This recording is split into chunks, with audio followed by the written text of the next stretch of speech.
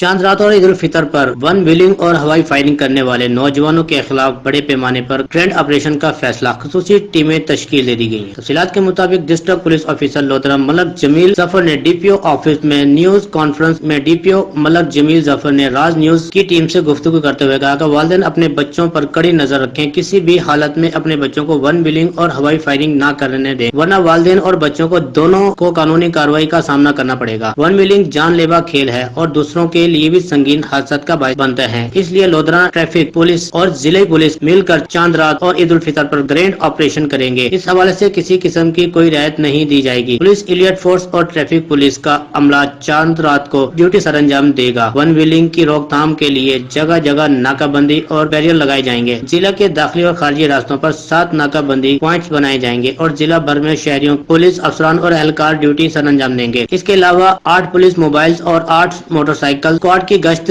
ڈیوٹیاں بھی لگائی جائیں گی۔ ضلع بھر کی بڑی اور اہم شاہراہوں اور لنکس روڈ کو محفوظ بنانے کے لیے پیٹرولیم اور ایلیٹ پولیس ٹیمیں بھی گشت کریں گی۔